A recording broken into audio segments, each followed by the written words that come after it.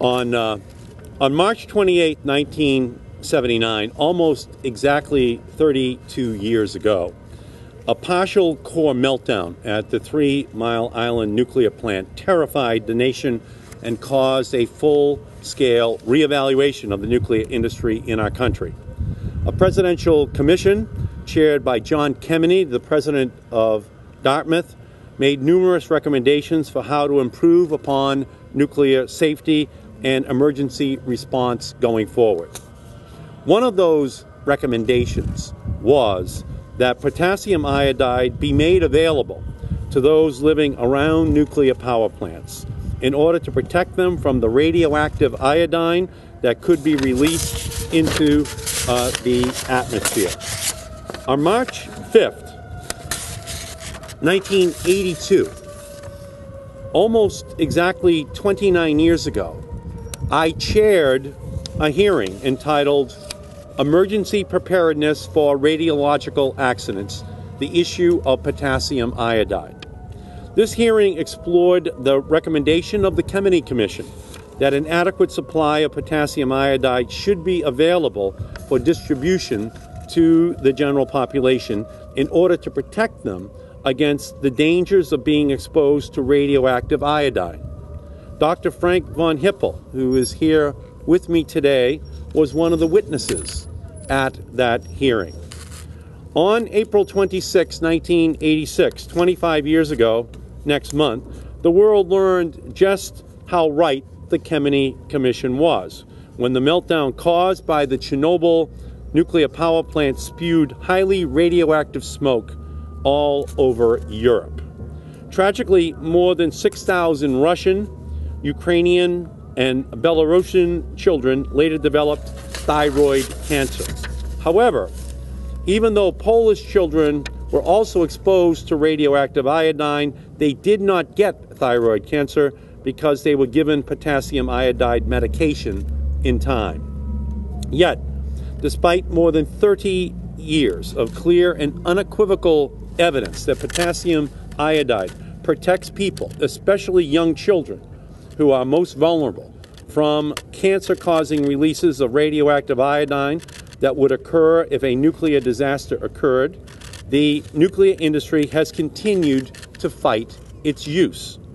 It took almost 20 years until 2001 before the Nuclear Regulatory Commission dropped its inexplicable opposition to distributing potassium iodide to residents living within 10 miles of an operating nuclear power plant. And that step was only taken because an NRC employee filed a citizen petition urging the agency to act. Incredibly, 10 governors have yet to request even this free protection for its citizens. And last week, I called upon the governors of Arkansas, Georgia, Iowa, Kansas, Louisiana, Missouri, Nebraska, Texas, Washington, and Wisconsin, where nuclear power plants are located, to take this vital step. The events in Japan underscored the need for the Obama administration to drop its refusal to implement my 2002 legislation to provide potassium iodide to the people that live within 20 miles of nuclear plants, in recognition of the probability that rapid evacuation during a nuclear meltdown will be difficult and time-consuming. Right now, potassium iodide is being distributed to Japanese citizens to help protect them against the cancer-causing effects of radioactive iodine. The United States has also given it to its military personnel stationed in Japan and is offering it to U.S. citizens in Japan. The Japanese recently expanded its evacuation zone to almost 20 miles.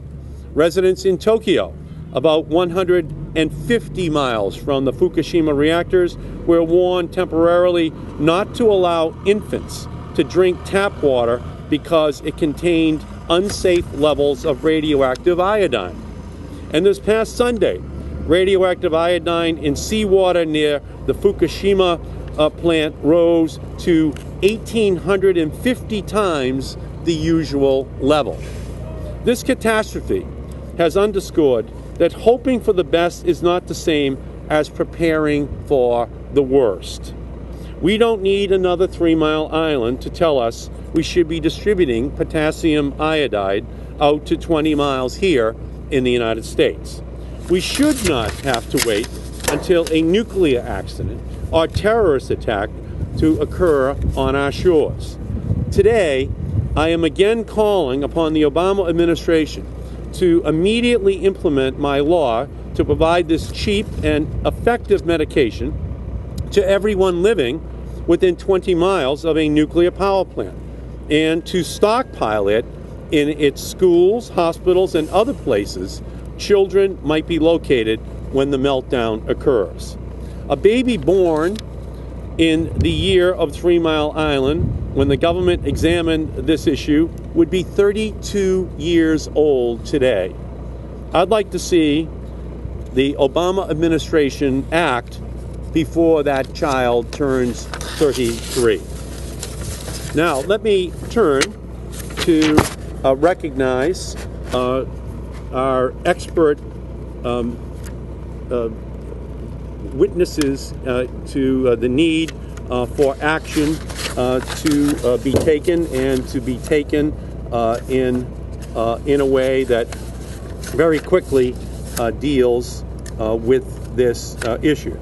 Wait a second. By the way, this is what it would look like.